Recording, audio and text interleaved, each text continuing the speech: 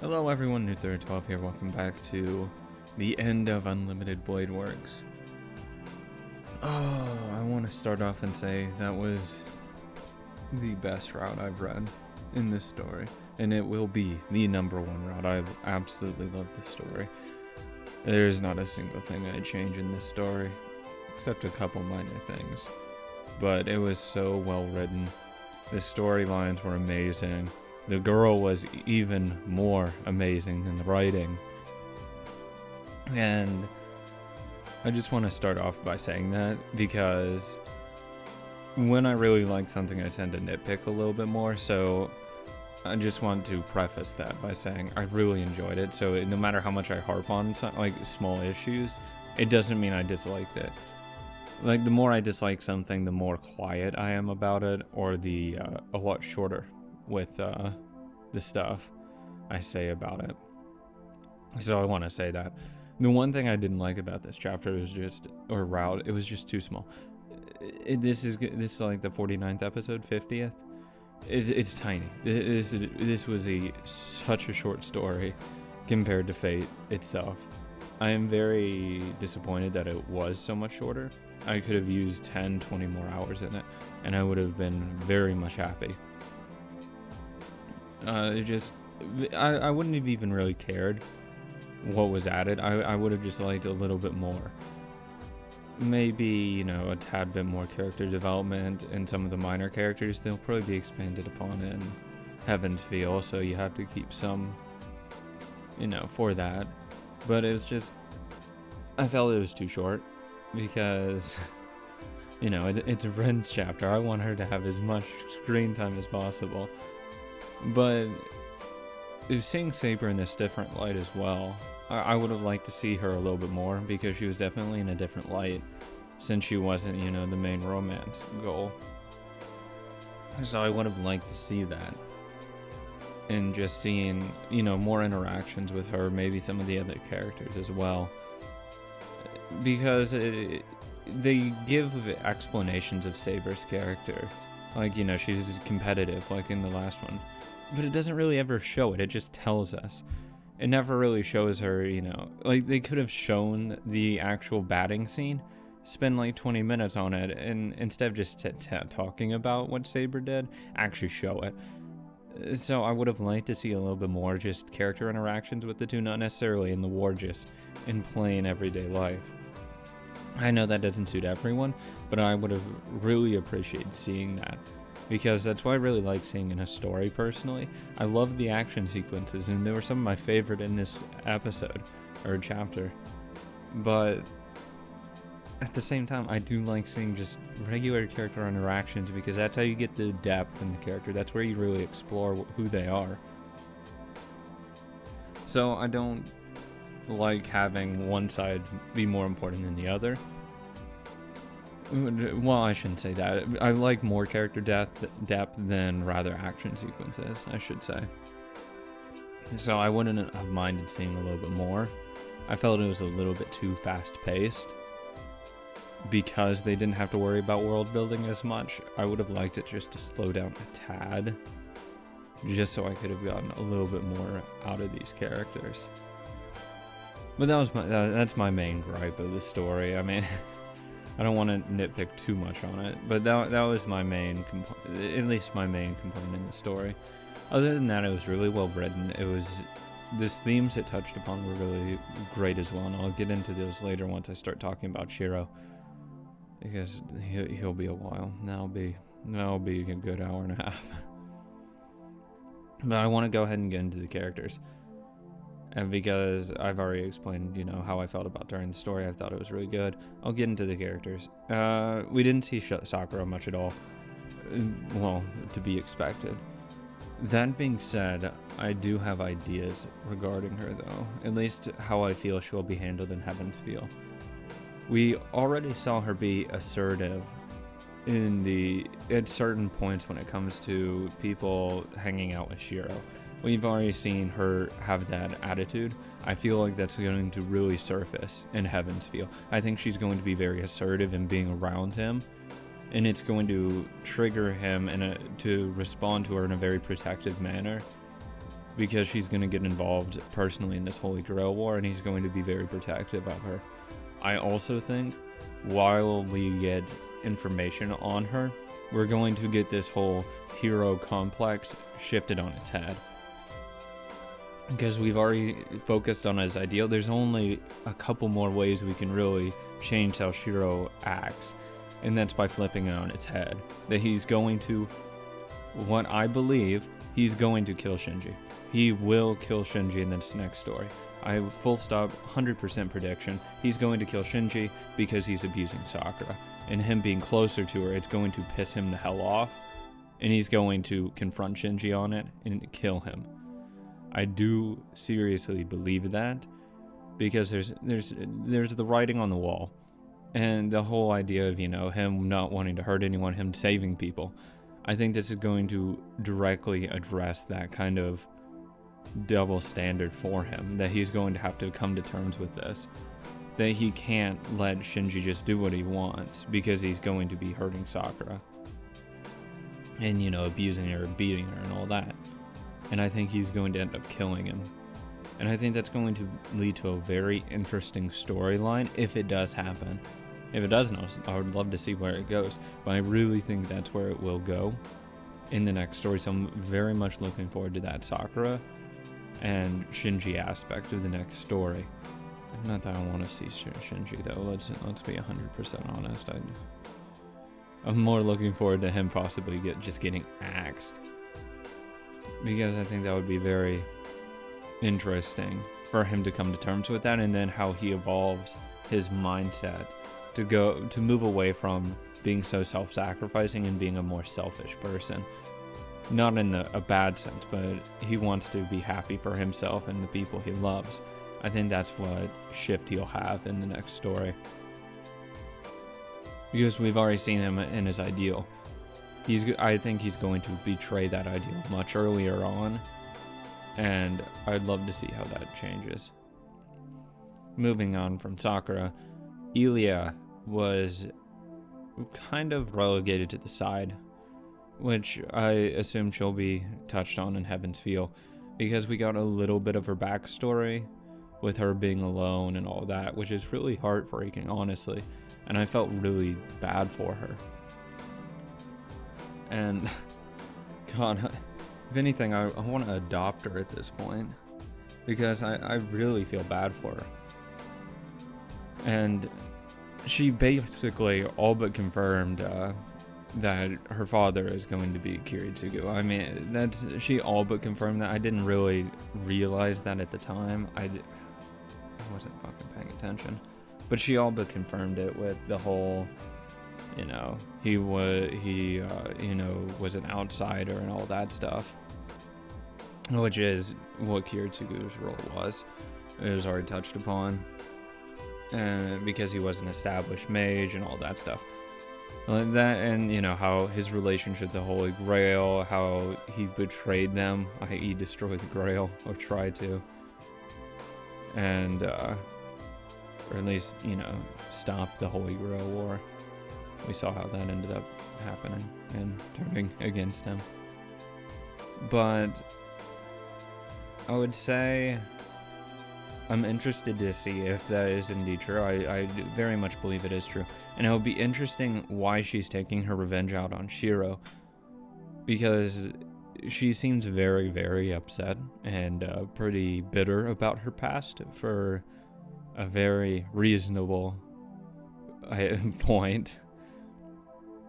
So I'm very interested to why she's taking it on Shiro, other than the fact that he's just, the representation of Kiritsugu left, the only one. But I would have assumed she would have realized, hey, maybe he fucked with his life, and maybe he's not, completely guilty of the same crimes as her father. So I would be interested to see that. I'm going to be a lot more understanding of her now that I know that, hey, she's just a really damaged little girl who needs to be hugged. So I feel, I'd stop Gilgamesh in that sense. Now, and if I knew her past, I would have. But Until I knew that, of course I'm not going to, but at this point, yeah, I will be. I'll be nice to Yulia. She gets that benefit of the doubt now. But I am looking forward to it, to getting a little bit more info out of her. She definitely moved up in interesting characters for me.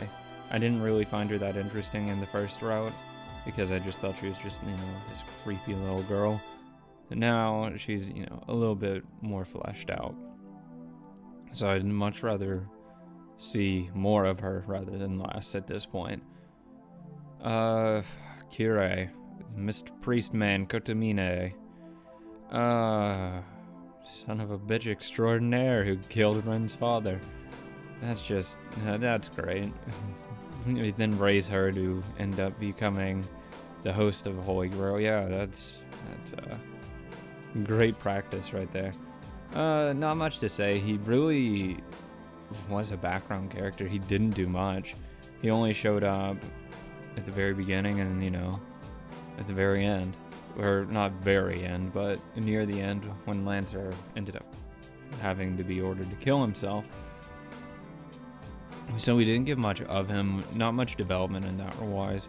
Hopefully we'll get a little bit more. I don't like him being this, completely faceless guy who doesn't get any screen time.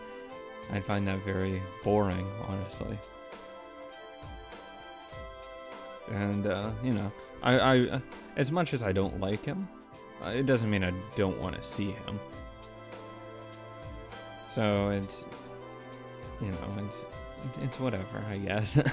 The more Kotomine, the better. Let's just leave it at that. Because I don't want to have him be one-dimensional evil. And I think it would just be too bland. And too, boring and easy. Too much of a cop-out. So I'd rather him get a lot of development so I could shit on him at that point, rather than just be left in the dark on him. Next character I'd want to touch on, Gilgamesh. Didn't get much of him, other than he's pretty ruthless with the way he killed Ilya. That was brutal. Going through that twice, that was enough. That second time was way worse than the first two. That was just awful. Though him turning Shinji into the Holy Grail was very satisfying at the same time. And his final battle with Emiya was top tier.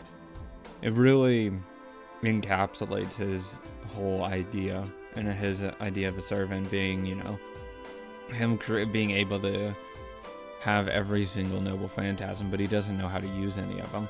Or I shouldn't say he doesn't know how to. He's not a master in any one of them, except Ea. He never really used Ea either. When he could have just immediately ended the war, he never put on his armor either. He was extremely cocky during that fight.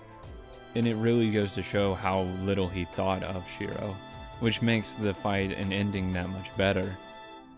Because he was just he's so arrogant and pretentious about it, knowing, he can't lose. So, regardless of how much I like Gilgamesh, I think it was very deserving that happened. Because I definitely still like him. He's a very good antagonist and villain. He's very well written. His charisma is off the charts. Just the way he carries himself, his pride, his ego, all of it is just so infectious. I love it. And that's what I really love seeing in a character like that. And it's amazing. I love it. I would say he is my second favorite servant at this point. Yeah, second favorite servant. Because the number one favorite servant is obviously Lancer.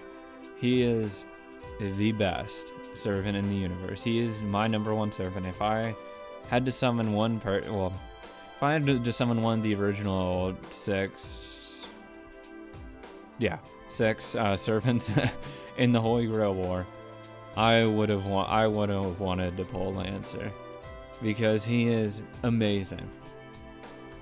His attitude towards everything, the way he carries himself as well is just the ultimate badass. He is amazing. His whole mindset, I really admire the way he thinks, the way he acts, and the way he continues on. Regardless of being ordered to kill himself, he still gets the hell up and just takes out the trash.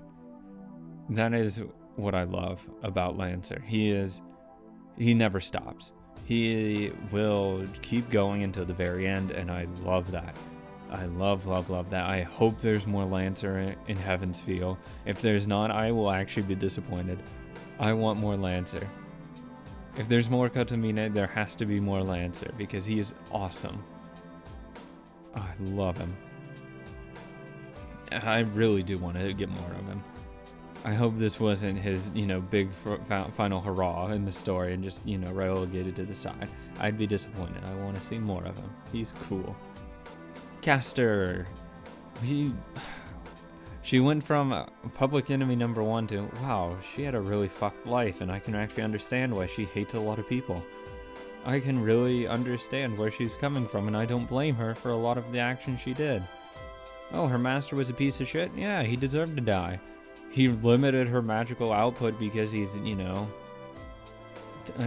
has a fucking fragile ego. Good, he deserved to be killed. I'm glad she found a master who actually cared about her instead of, someone that was more worried about themselves rather than her and, winning. So I'm glad she ended up killing him. He definitely deserved it. But that being said, I don't think she should go around and, draining the souls out of people. That's usually a bad thing. But I can understand why she does, because how betrayed she was during life, how everyone scapegoated her entire existence. It was very sad that she had to go through that. And I really feel bad for her. Very few times do I feel genuine sorrow for her. And I do.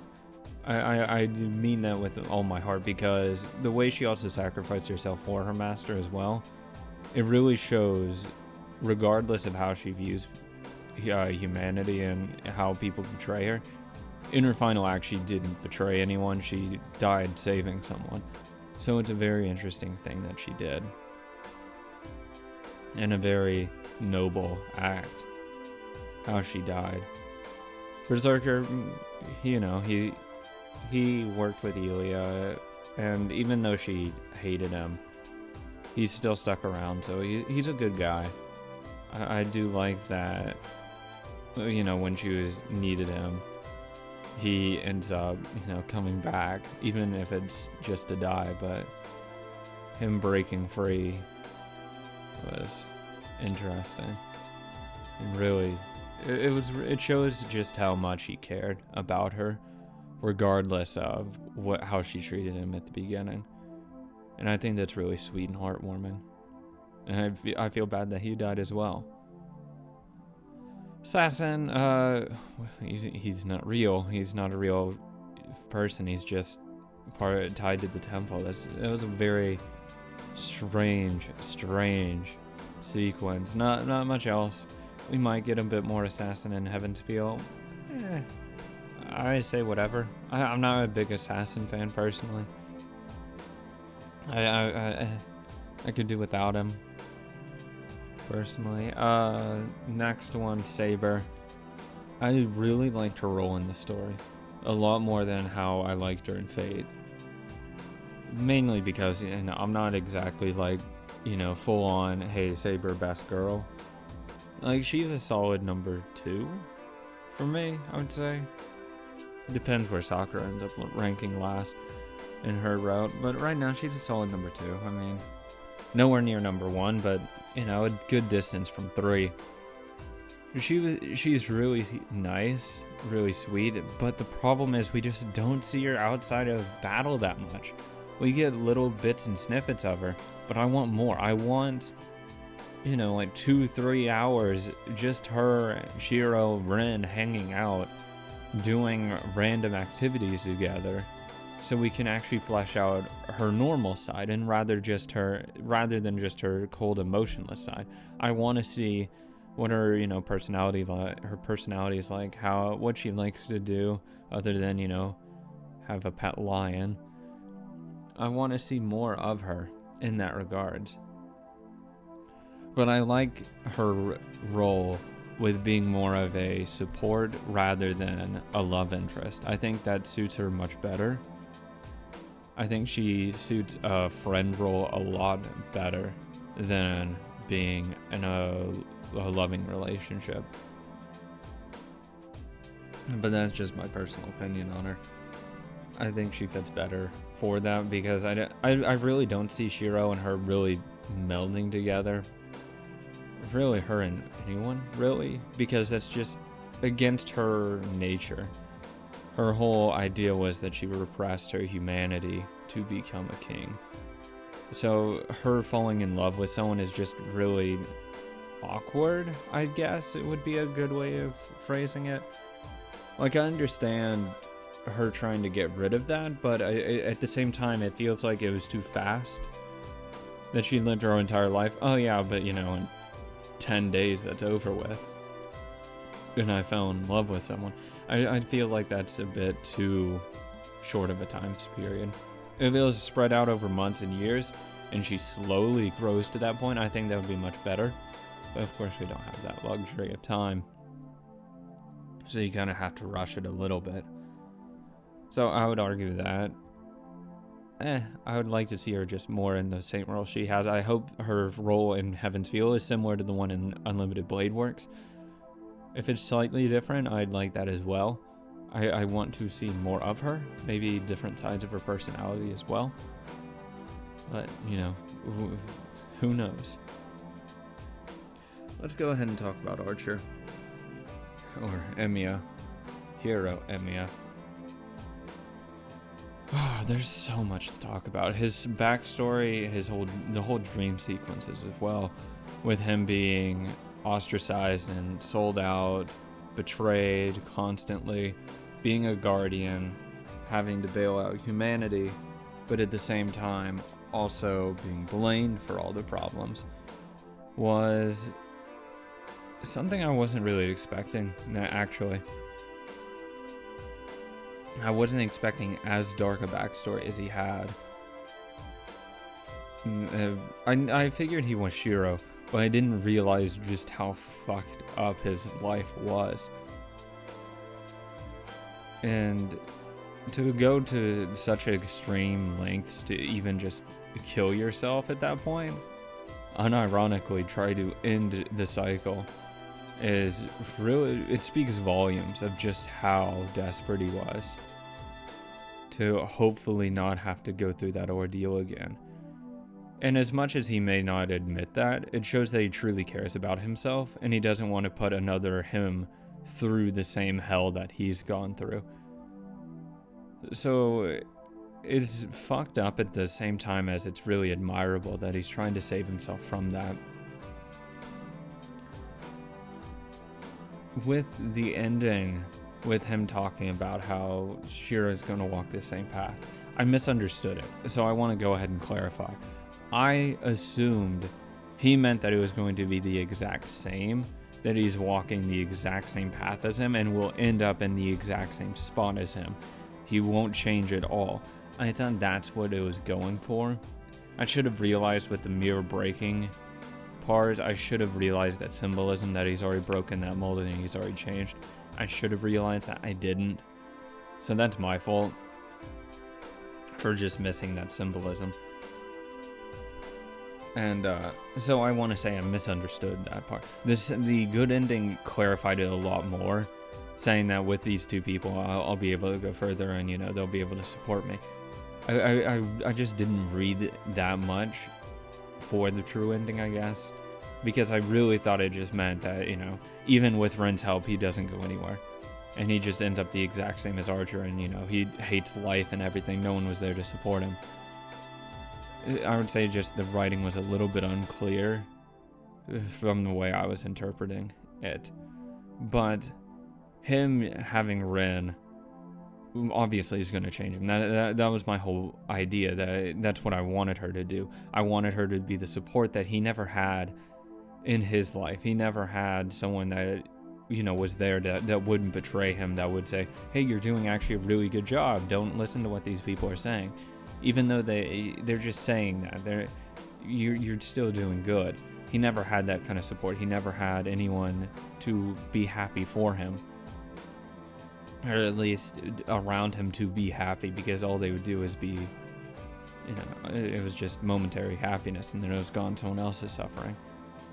So the fact that was addressed, I'm happy for. I want to clarify, I am very happy that the cycle is broken, or at least changed, that Shiro is not going to end up as that hero. And I think it was a very well executed fight between the ideal of Shiro versus the boy who wants to become that ideal. I think that was very well done. There's not a better way I could have ever imagined doing it, because we also got a lot more information on Shiro. Him saying, like, it's not some survivor's guild, it's actually just you just have nothing else there, it's just a borrowed dream. Like, that itself actually is what blew my mind. I really was anticipating just, it's survivor's guild, there's nothing else to it. Nah, it's worse. It's more hollow than that. It's just, no, he just did it to make him happy, and that's all it was. And just to think that he's modeled his whole life because of that one small reason is crazy. Man. Shiro. Let's go ahead and talk about him. I'll save the best for last. Shiro, during the story, I'll say I liked him better in this story than Fate. That being said, of course, I still think his mentality is wrong, and I hope Rin fixes that along the way, or at least helps him to not be as twisted. But we really gotta see some insight into Shiro of how and what he needed to hear and face. Him not doing anything for himself is a very large detriment to his health. It only leads to suffering, it leads to pain and neglect, misery, all these adjectives. So him facing Archer, what needed to happen for him to realize once at the end of the road what he has to look out for. And him facing it is extremely noble. Knowing that it's going to end up in a terrible place, he's still saying, yeah, I'm going to do it. But I'm just going to, I'm not going to fail like you did. And that whole idea was very nice and very interesting. And I'm glad he did that. I would have been very disappointed if he had, chickened out and not faced himself. He needed that, and understanding why he did it, why he faced himself, is really interesting. Because he's no longer just, this hero, this little boy who wants to be, I want to be a hero. He puts his money where his mouth is, and saying, he's going to kill himself to become this hero. And the whole final battle, when he stops, he dies. That whole final battle, if he lets up even a little, he dies.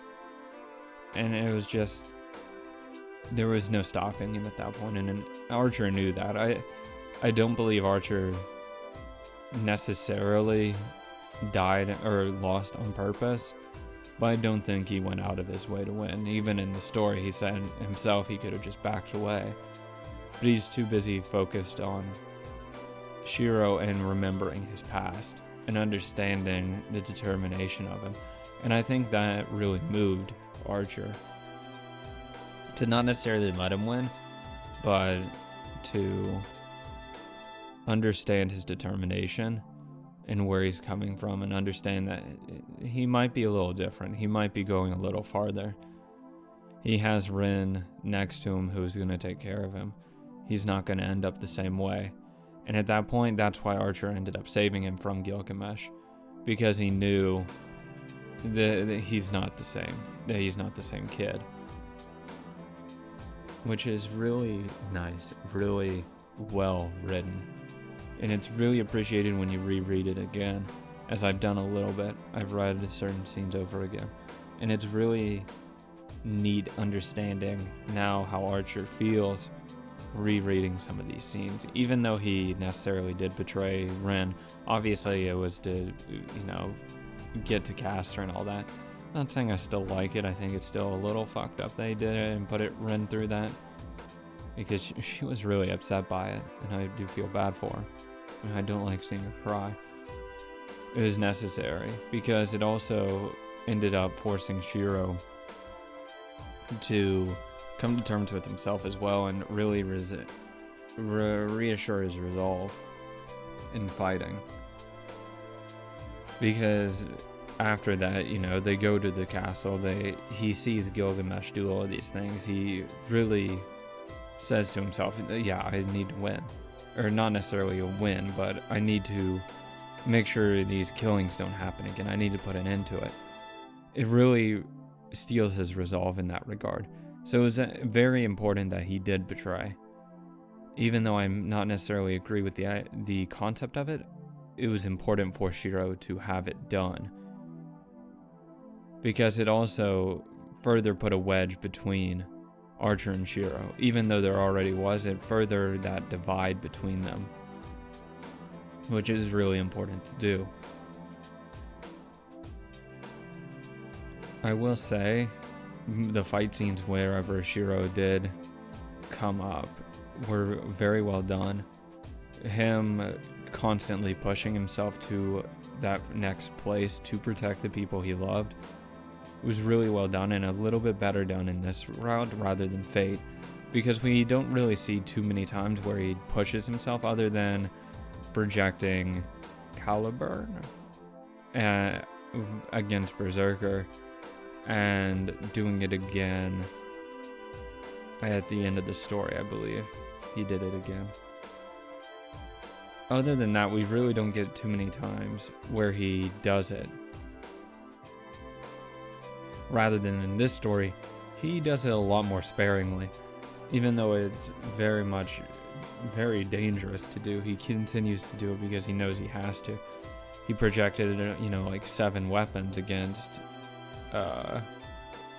Sojiro at the very beginning when he was with Ren, just to protect her, going beyond those limits without a hesitation's thought, or a second thought, I should say.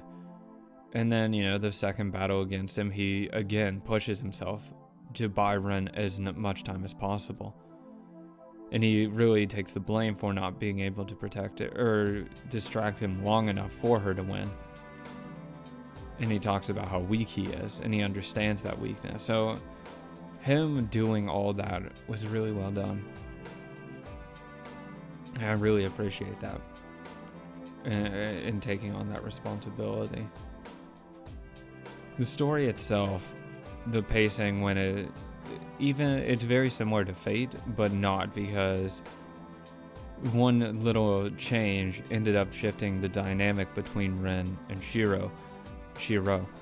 Him using that command spell against Saber, keeping Archer alive, makes it so Ren doesn't have to team up with him. Because since she already has Archer with her, no, she doesn't have to stick around necessarily with Shiro in them, because she doesn't have to worry about being ambushed by one master and servant.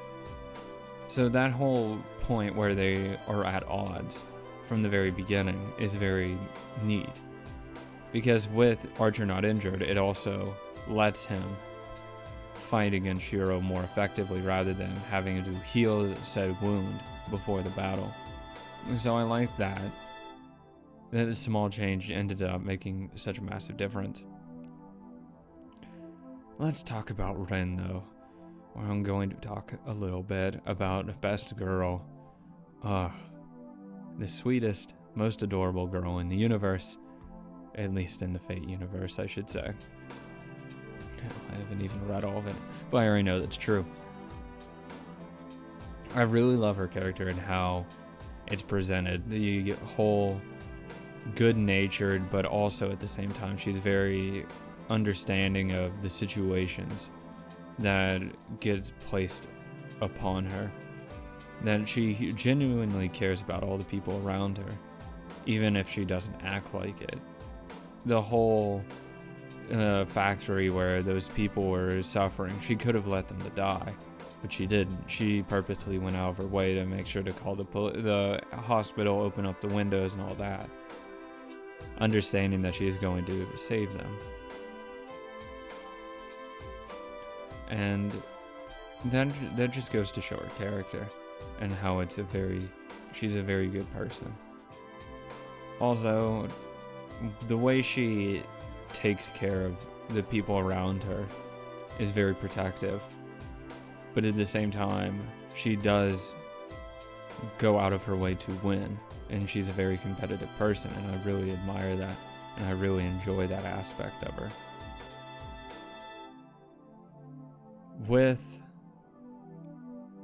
After that Sakura House incident, she did bring up the question, if someone's adopted, how do you think they feel towards their family? Paraphrasing, of course. I believe this is going to be touched upon in Heaven's Feel. She always has these more existential questions that tend to come up that are a lot deeper than what they appear to be. Like the whole asking Shiro if he's ever part of track team. Obviously, it's because she was watching him during that field incident, I should say, which is it's really sweet, and it says a lot about her being all alone her entire life, and that's the memory that sticks out to her, and it's sweet. It really is.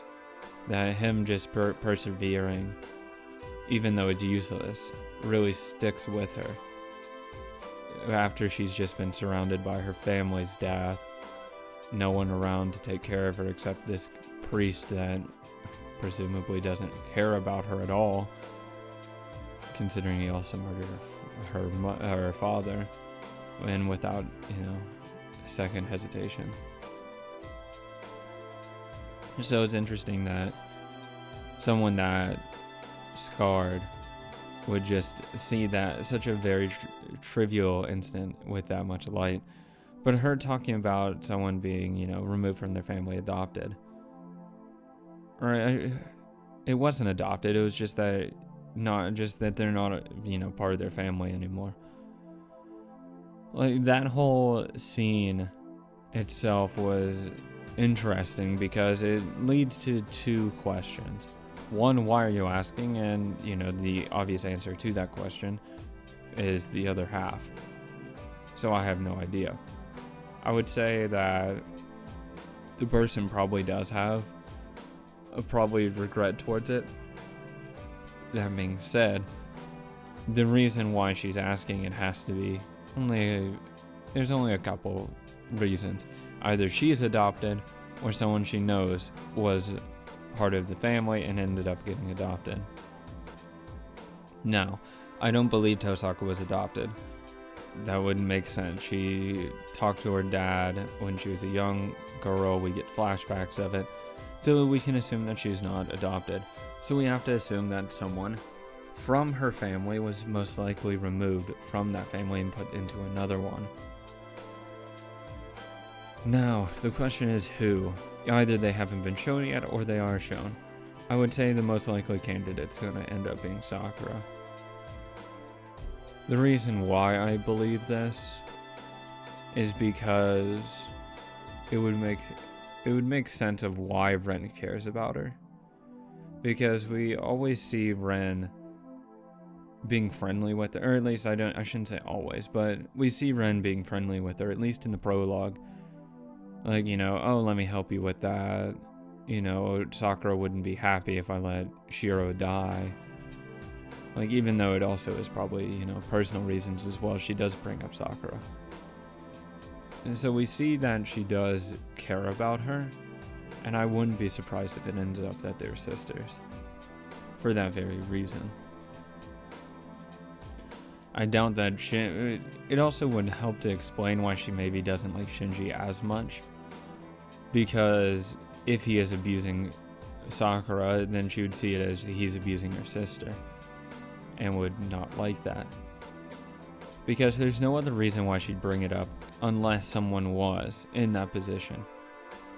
That they were removed from their family. So I think that Sakura was. Because they do mention how, Shinji does, how they only, pass down the seal onto one kid. And that it's, very bad to have two children. So I wouldn't be surprised if Sakura was born second. And they're like, here, baby. The question is, then, we see Shinji use a book for his command spells because he doesn't have any magic circuits. Because he talks about how his family's ruined and all that. I don't think that's necessarily the truth. I really don't. I think what's very likely, these are the two options I believe will happen in Heaven's Feel. Either Shiro's going to be extremely protective of Sakura, and that she's just asserting herself more, or she is going to be part of the war. Because I wouldn't be surprised if she had a not command spell, but a magic crest from that Mato family. I would not be surprised, because if she's related to the Tosaka blood, she's going to have innate magical power. I wouldn't be surprised if they're like, Shinji's a piece of shit who has no magical talent at all. Her, on the other hand, is pretty strong, so we're going to give her a crest. I wouldn't be surprised if that ended up being the case. But Shinji saying like, oh yeah, she was completely useless and doesn't know anything, she didn't have any magical talent at all, would be him kind of projecting his own insecurities onto her. I wouldn't be surprised. But this is only coming up because Ren mentioned it, and if it ends up being nothing, I just read too much into it and she just wanted to know about it. It doesn't make sense unless that is the reason. Someone has to be related to her family that was ended up taken from her family, or she was put into said family. I don't think that's likely, so I'm just gonna go with the first option. That, let's say Sakura, for the ease of not just saying some random person. I don't believe it's Shinji. That would be stupid. It wouldn't make sense at all. Because, he's hitting on Ren and gets angry and he tries to rape her. It wouldn't make sense. So I'll say Sakura. For the ease that there's really no one else that could fit that role. But other than just that, the scenes we get with Ren are really, really, really good. The whole scenes with her and Archer at the very end, with her promising to take care of Shiro, is really sweet. And just shows what a caring person she is. Even, when she doesn't necessarily have to be. Like, at that point, yeah, she obviously loves him. But the relationship they had starts really early on, compared to how Shiro and Saber developed their relationship. Because I feel like they have just this natural chemistry together, I should say. I mean, anyone could have chemistry with Ren. I mean, she's just so perfect. But her wanting to be with him and train him to be a better, Magus is really interesting, because she doesn't have to. But she does. She wants to because he wants to. It's a very selfless thing she's doing for him, and it speaks to a lot to her character of being a very selfless person and a very caring person towards him. And I hope we get to see more of that in Heaven's Feel. I think that's done with characters now. Predictions for Heaven's Feel that I haven't predicted yet. Oh, hopefully we'll get some Ryder. I would like to see some more of her. I mean, we still don't. I mean, I already have a feeling of who she is, but we still haven't been confirmed of who her identity is. Getting some more Shinji and Sakura lore is going to be interesting. Just a reminder, anyone who's new here, don't confirm it or deny anything I've ever stated in said video. Only bring up topics that have been discussed in up to this point, I should say. So make sure to just I'll ban anyone, and I just don't care. I don't want to hear like, oh yeah, you're right, this is gonna happen in the next episode. Fuck off. I don't like you. If you say that, I just won't like you as a person. Other predictions. Shiro is going to turn the hero trope on its head. There's just nowhere else it can go, and I doubt that they're just gonna be like, yeah, Shiro's had his development. He's just gonna stay neutral. I don't want that. I don't want him just to be neutral. I want more Ren. I mean, 100% more Ren. I want just nothing but her. I mean, realistically speaking, obviously there's going to be a lot of Sakura. That being said, if there's ever a decision between Sakura and Ren, well, boys, we already know what's going to happen there. If it's a bad end, well, I'm tumbling through that bad end 1,000 times out of 1,000 times. Because I know, like, at least in the Fate route, you don't have enough Saber points. You just get axed. I have a feeling if that's the same in here, if there's options to hang out with Ren, I'm gonna die a lot, and I won't feel bad. I won't feel bad because I would have deserved him. Because I guarantee you, at least one Tiger Dojo is gonna be saying, "Look, she's not the heroine. Stop it." And I'll just tell her to fuck off. I want to be with the best girl. But seriously, I'm very much looking forward to Sakura and Heaven's Feel. As much as I don't necessarily like how she's been presented so far, I don't really like the really meek, quiet girl. I like someone that's more outspoken, that's gonna kick my ass when I say something stupid, but at the same time understands, hey, I can't do everything by myself. Because as much as Ren is confident, she also admits that her biggest flaw is making one mistake at the very crucial point. Like, she understands her flaws and strengths very well, and I really like that of her character. I'd love to give her a hand in that flaw, because I'll make sure she doesn't fail. But anyways, other predictions. I wouldn't be surprised if there was less Gilgamesh. Maybe he gets taken out earlier by Archer. Ooh, I wouldn't mind seeing that Archer versus Gilgamesh. I would love to see that battle. So I wouldn't be surprised if we see Gilgamesh take an early bow out, because he's always this last boss. I wouldn't be surprised if we don't have Gilgamesh as the last boss, but rather just a different servant, maybe Heracles. If there is more of an emphasis on Ilia, maybe we see him be the final fight, which would be interesting, for sure. Caster, maybe we'll get a little bit more of her. I doubt it, honestly. We got a lot of information on her. I doubt there'll be too much to go off on. Fuji, probably we'll get a little bit more on her. Other than that, I think that's about everything I want to talk about. If I didn't bring up a topic, make sure to yell at me in the comments about it, and I will talk about it in the comments down below. Heaven's Feel starts tomorrow. I've already gotten the a certain patch installed to get some more extra backstory, I should say. I've already made sure it works. It does work. At least in Unlimited Blade Works, it ended up working, so. But that being said, I also am a fucking idiot and deleted all of my save files, so I had to go through all of my fucking game again. What? Yeah, I was a fucking idiot. Got rid of my save file and had to redo everything up to this point.